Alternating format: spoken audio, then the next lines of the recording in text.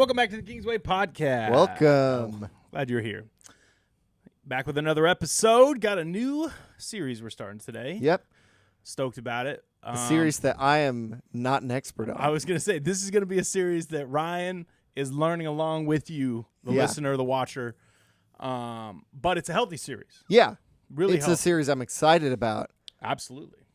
Yeah. I think it's a series, too, that if you've been attending Kingsway, or maybe you're not attending Kingsway, you just know a little bit about Kingsway, maybe you don't know enough, or maybe you're looking to know more, this would be the perfect series for you to pay attention to and track with us. Because basically over the next, I'm not going to say 6 weeks, but through 6 sessions, we are basically going to be discussing kind of the heartbeat focus, kind of the driving force, I would say kind of the stable foundation of how we make most of our decisions and where most of our choices come from as kind of a kingdom-minded organization. So that being said, if you're totally new here, if this is like the first thing you're checking out, if you met Trevor once and he said, hey, check out this series, I just want to give you some info. This is a podcast based on or coming out of our church, Kingsway Christian Church in Mount Vernon, Missouri.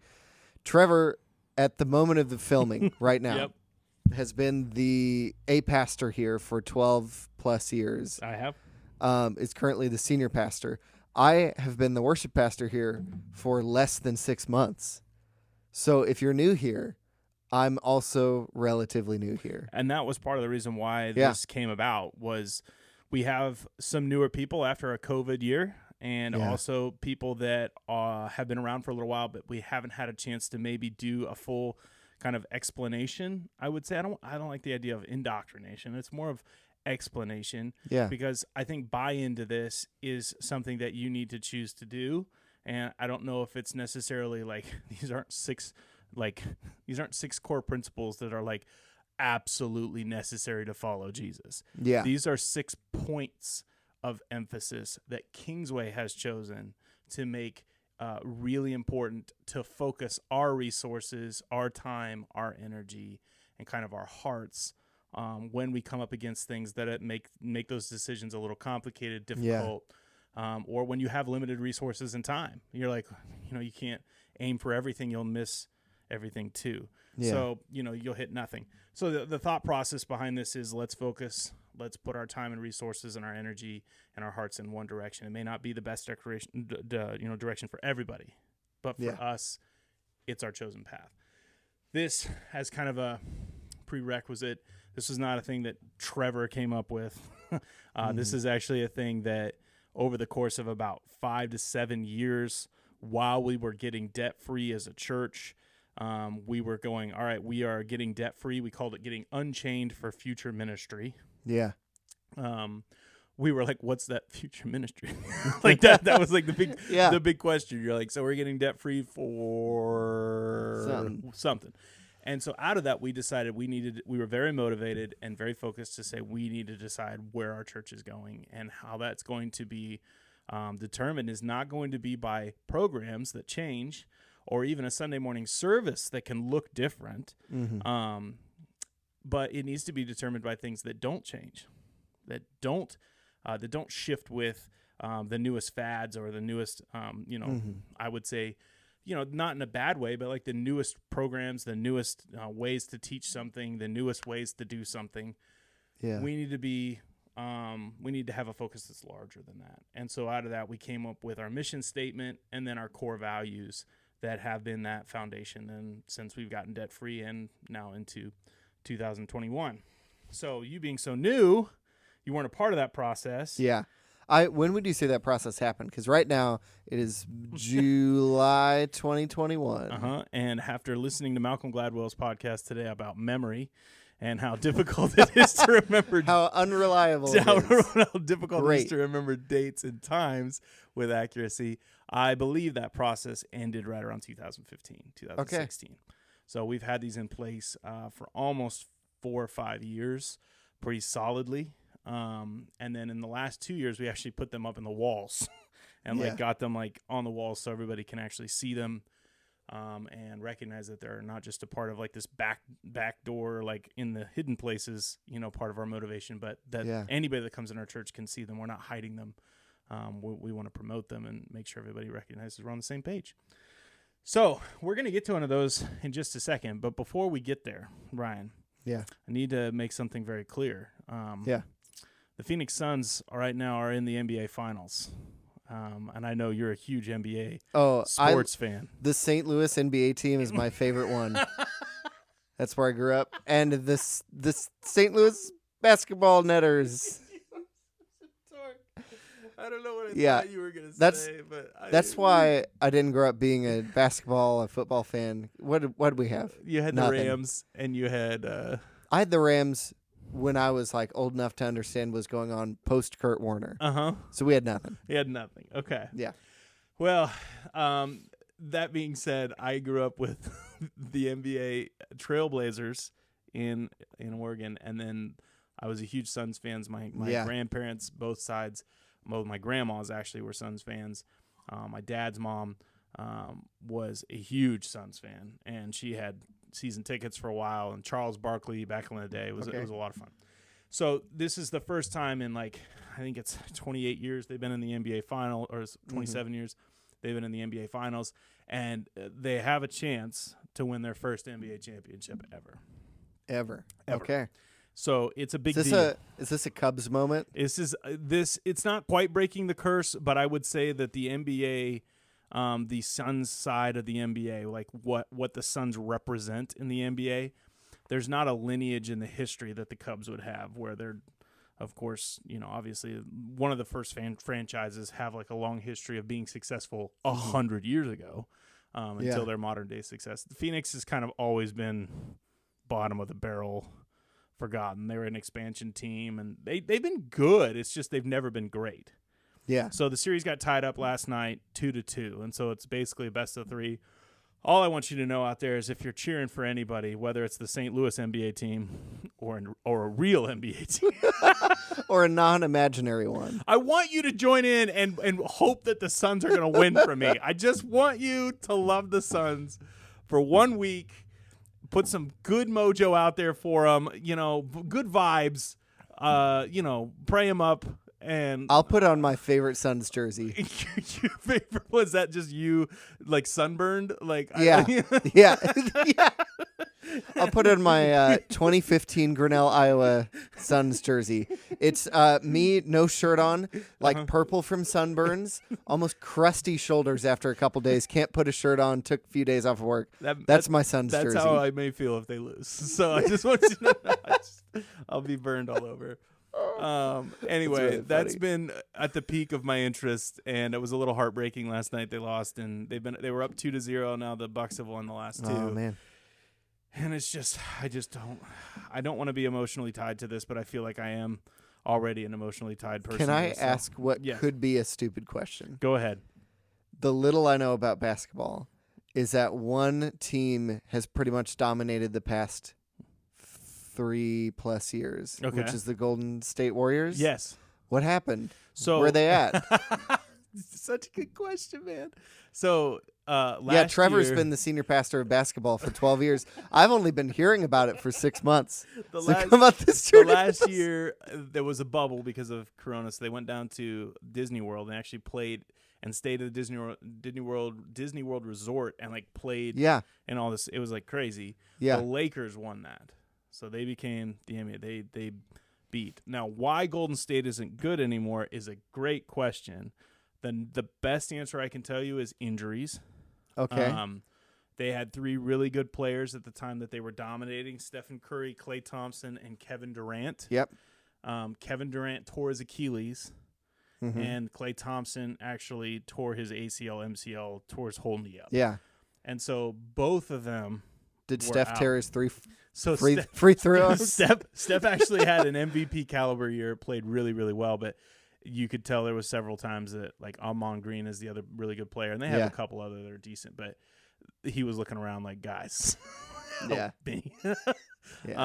So they haven't been as good because of that. They still could be. This year, actually, who should have won was the Brooklyn Nets. I know Kevin Durant went to that team. Already? Yep. And because he was traded, and then James Harden, who's one of the best players to play in the NBA, and then is he that guy with the unibrow? That's Anthony Davis. He's the beard, the big guy with the biggest beard. All right, fear the beard is his kind of tagline. Was he on the Raptors for a minute? He was on Houston. Yeah, he was on Houston and I Oklahoma can see City. his face in my head. Okay, and then Kyrie Irving is the other one Yeah. who used to play with LeBron James in Didn't Cleveland. he kill his father in Star Wars Episode 7? No, that's a different Kai. Okay. that's a different Kai. You're such a dork. I know nothing. All right, that was just a sidebar. I was just trying to get a little sympathy from the St. Louis NBA fan that you are, and those that you're watching right now. Feel free to tear him apart in the comments, but also lift me up, and hopefully you raise me up. I just wanted to, I was just like, I just watched it last night and I had a little heartbreak. So by the time this comes out, hopefully, I'm just hopefully the Suns have won and I am on cloud 9, and I will probably have mentioned it in another podcast if that has, and if they've lost, I will pretend like nothing happened and I will slowly die inside. Yeah. So, I'm just waiting for the curse to be broken mm-hmm. that St. Louis can get an NBA team. Well, Because that's what the culture of St. Louis. Yeah. We don't need a football team. We need an NBA team. Yeah. And a soccer team. Dude, soccer, and that's a whole nother discussion, man. I know nothing about that sport either. So, but I know we need one. I'm going to just coach you real quick, all right? The World Cup happens every 4 years. Yep. You know that, right? I didn't know. Okay. I thought it was every year. I thought 4 years. It was just the Olympics. Every 4 years is the World Cup. In between that is kind of like the NFL's like Super Bowls, but it's for regions. Okay. So they have like South Americans. South America is like the America Cup or whatever, I can't remember. Yeah. And then they have the Euro Cup, which is like all the European, and then they have like the African, and then the Central American, and they all have like their own regional. Is there not Super a North Bowl. American one? There's not. Do North American ones participate? So in North America Central? has their own MLS league that has not kind of gotten. That sounds like a disease. I'm sorry. sorry. Yes. You have MLS. You have MLS. No. It's Major League Soccer. Yeah, However, so on Saturday, the European Championships went to penalty kicks. It was really, really good. I don't know how I heard about that, but I did. Italy beat England, and it was incredible. Spoilers if you haven't watched, but it was incredibly intense, and it came down to the last kick. And I love soccer, and so the kind of the intensity of that was also amazing. I feel like I could love soccer more than other sports. It's the best because there's no commercials. I always tell that's people on great. that. It's like once the half starts, it will never cut. So it's like 45 minutes to 50 minutes of just solid gameplay. Yeah. And just hanging out and watching. And I love that. That's like my great. favorite part about watching soccer. So now that we've sold you on the greatest NBA hits of St. Louis and on soccer, I know that we've just picked up a ton of people listening. Oh, yeah. And they're just so in tune. And most of you have fast forwarded to this place so that you don't have to hear about it. But yeah, let's jump into one of our first values. I have them written down here. I probably could quote a few of them. I want to start with one that maybe is a little bit more understandable because we have a few that maybe are that. But this is one that I think will help us kind of understand kind of why the culture of Kingsway, these values were important. So originally we had 12, and then we brought them down to 10, and then we had 8, and then we just got to 6, and it was like just trying to keep it to a place where it's understandable. So here's one of Kingsway's values, and this will definitely be a part of probably the title or something. We'll see how it looks, but it says this: we will embrace change to reach people for Jesus. The message is timeless, but the method has a shelf life. Okay. Let me read that one more time. We will embrace change to reach people for Jesus. The message is timeless. The method has a shelf life. Okay. Okay.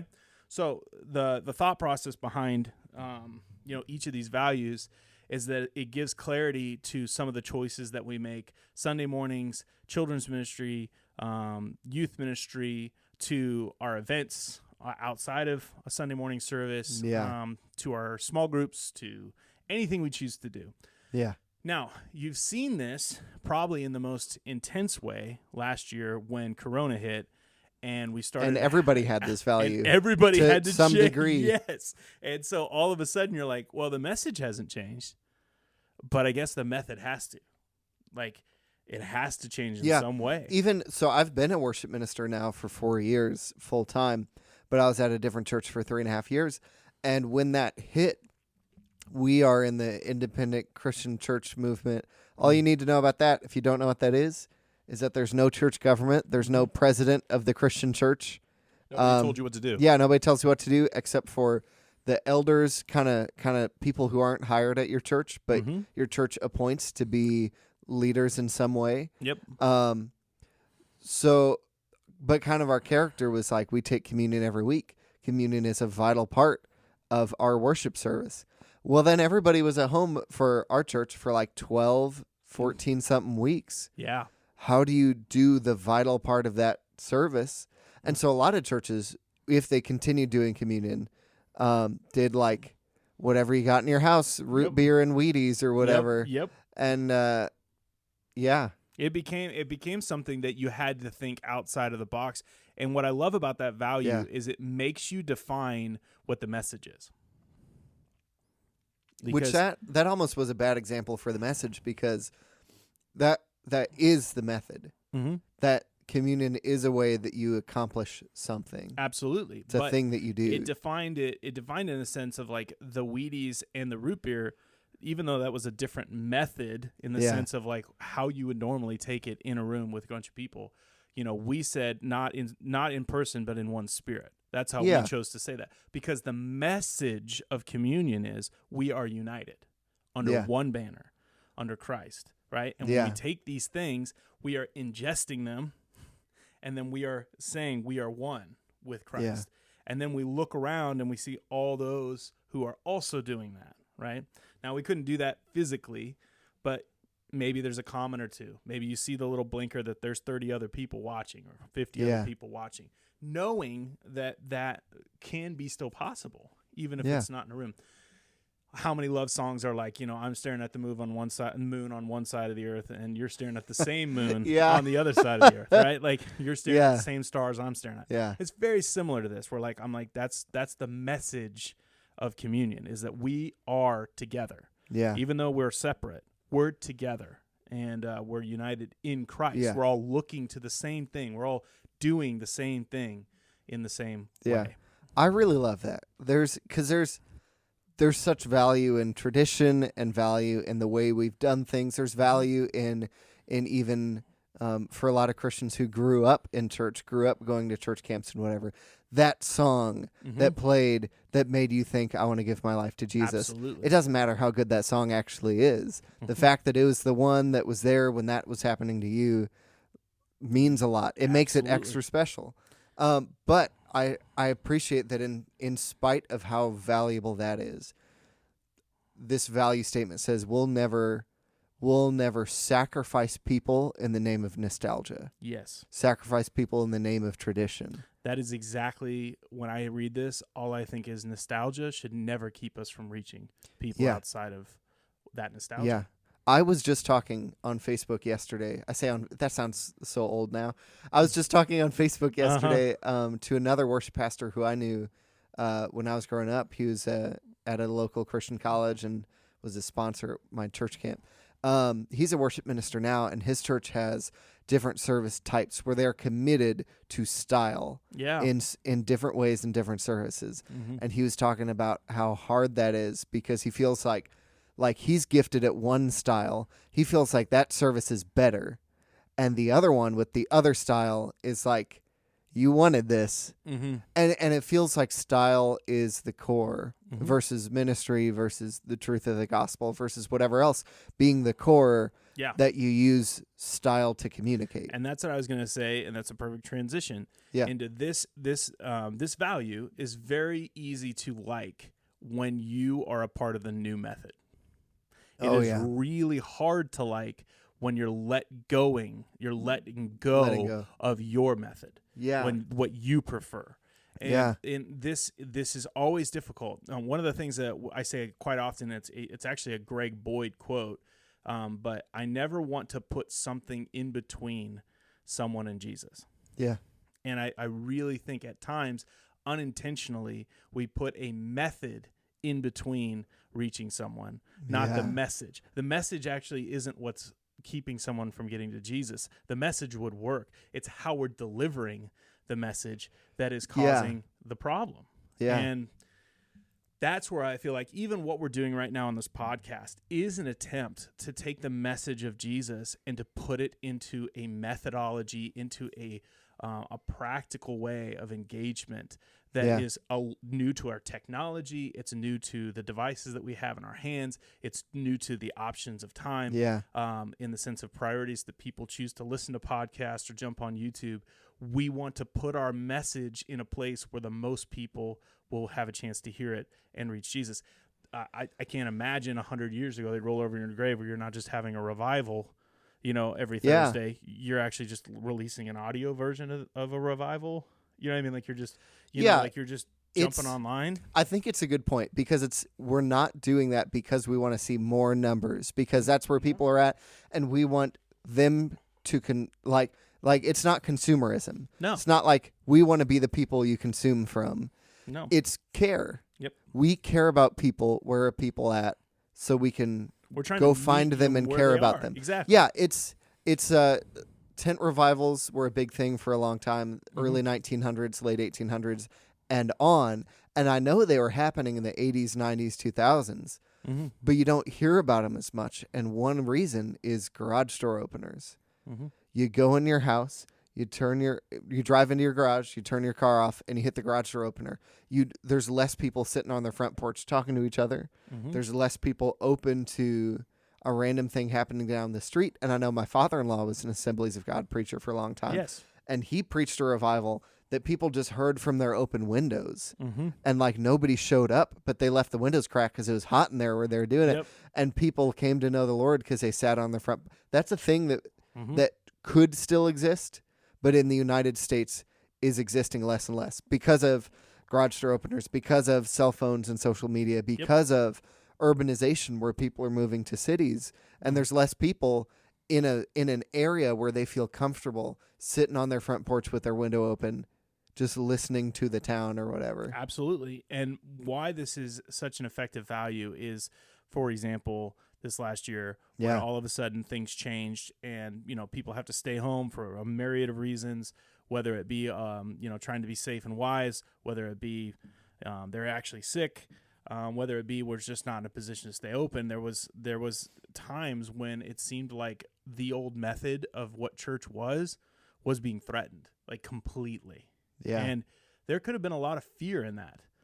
There could have been a lot of like, well, what if nobody ever comes back? Like, what if this method breaks completely? We have all these buildings and we have all these like set ways of doing things. This won't work if everyone's sick. And it was terrifying for a little while to think. One of the things that I used as kind of like a stabilizing thought process was actually when we, this is like super silly, but it works really well. Chick-fil-A. Yeah. One of the most focused and I think goal-driven, priority-driven, vision-driven organizations in the fast food world. Because of their consistency, their values, they are an incredible place to go and eat, especially with small children, because their values meet the standards of a young family with kids getting a quality experience, good service, and good food. When this hit, they closed their lobbies. You didn't get to see their people face to face. And the environment that they set up, that was one of the biggest draws for our family, closed. And I found myself going like, man, as an organization, that would be terrifying, right? Where all of a sudden you're like, oh my goodness, this place, how are they going to survive? And when I went to Chick-fil-A in the middle of the pandemic, in the middle of one of the most shut down times, and you're going through there and everybody's wearing masks in their car and, in the drive-thru and trying to be safe, I was amazed how well their message that you matter, they are trying to provide good service for you, and they want you to get the best food that you can in the best time. It's still translated. They had 4 car lines. They planned for you. They still interacted in the small ways that they had. They still interacted with love and compassion and kindness and quick resolve. They found a way to change their method, or to re-engage their method, to still push that brand, that goal, that value system forward. And it blew my mind. It really blew my mind that they were able to do it that fast. Yeah. And in my heart, I knew that's what the church needs to do. It needs to be able to be flexible enough to recognize that a methodology can be really effective in 1 minute, and then 10 minutes later, that message hasn't changed, but how we deliver it, it needs to be better. Yeah. There's a great, and does that make sense? Yeah, that totally makes sense. The church I came from when the pandemic hit, it was a week or two in. None of us knew how to do any of it because there's no rules. This has never happened before. Mm-hmm. So I remember week one of live streaming only. Nobody's at our building except for the people we need, and they're all at a safe distance or in tiny groups. Week one, we live stream the service, and the directions I'm given are act like nothing happened. Like in terms of like camera shots and where you're looking in the room, so that it'll feel like when they're on vacation and they just watch the live stream instead of showing up because they aren't here. So we're all just looking at an empty room full of chairs, and this preacher gets up and preaches just to empty chairs, and none of the cameras are where the chairs are at. So it's all these angles, and they're not making eye contact. 1 week after that Sunday, we were like, that did not work. That absolutely did not work. So then we change everything to where all of us are looking at the camera all the time. Yeah. There's like a red light on top of it, so we have something to look at. And then when they preach, they sit at a pub table. They look right at the camera. The shot's like as close as I am to you, framed up like that. And it's so much more personable. And we try to do that with our musical worship team as much as we can. But I mean, that's you looking at it and going, how can we method wise can we get it? Yeah. And I think here's kind of the importance, and this is where, all of these have somewhat biblical basis. These aren't just like great wise words were pulled out. Paul goes into a very specific place in I think it's his second tour, and he goes into, oh gosh, why can I not remember this right now? He goes into a place where they have an incredible understanding of religious freedoms in their discussions. I believe it's Athens. I could be wrong. But he goes in and they have all their gods laid out. Yep, that's Athens. And so they're laid out, and he's walking through basically this it's almost like a display case. It's this museum of all these gods. And he finds one that they're even like to the unknown God is what it basically says. And so Paul goes to their this prominent place that they have set up for these theological discussions, these very prominent discussions. And he starts his speech out with, hey, I know the name and I know about this God that you don't have a name. And he actually starts out by saying, I can tell you're very well thought and very well knowledgeable, or you have a lot of knowledge, very well studied. Yes, studied and this stuff. Yeah. He's like, I have the answer, for this unknown God. Yeah. And so his message doesn't change. Yeah. But the way he approaches them fits extremely well. When he's speaking to the people who grew up in Jewish church with him, and he knows what works for them, but when he goes to people who have never been, it's different. Yes. Yeah. And so this all totally makes sense. And so in my mind, this is all we're doing. We're looking around us. We're recognizing. And you notice at the beginning of this value says, we will reach people for Jesus. Yeah. The goal of this is not to be the newest, fattest, coolest, hippest. Fattest is spelled FADDEST or whatever. Yeah, it's not top of the fats. It's meant to be something that is intentional. It's meant to be something that goes with the flow for all the right reasons. That goes for the flow with the right heart, not to be cool, not to get ahead, but to really say this is where the people are at. So, I'll give you an example of what this has looked like in our church, because you haven't been around. Yeah. That means that sometimes we have done things like an ice cream and fireworks, where we basically just hang out, shoot some fireworks off, and invite people to come back to church, which is this next week. To some, they're like, well, where's the Devo? Yeah. They're like, where's the religious part of this? What's the hang up? Why wouldn't you do this? And in our minds we go, no, relationally, this is where you connect. And the message is you matter and we care about you. And we want to give you a place where you might find some people that do, and then connect you in. And for some, they're like, why don't you have a full on, revival? Why don't you don't you use that money, that whatever? Exactly. And I can definitely see a few reasons why we would choose to do something like that. One, build relationships with people in your church who are showing up, who you don't get to talk to while you're participating in a service. Yep. Two, invite new people. Yep. Like you invite new people. There's a thing that is at a neutral location. Yep. Where they can meet your church. They're coming to squirt a couple water guns, let their kids play, and possibly a sprinkler or two, eat some ice cream, and watch some fireworks. A lot of people that don't know Jesus do those types of things and could easily be invited into that. Yeah. And that methodology is that it leads to something greater, not that the message is being watered down, that we don't want to talk about Jesus at that moment. Also, on top of that, third reason, we're practicing how to get along like we're going to have to do in heaven for eternity. Yes. Yes. Like, and I love how you always say it's like meals are a huge part of what heaven is going to be like. Oh, yeah. And so like having a meal like that where we hang out, that's a part of that practice that you're talking about.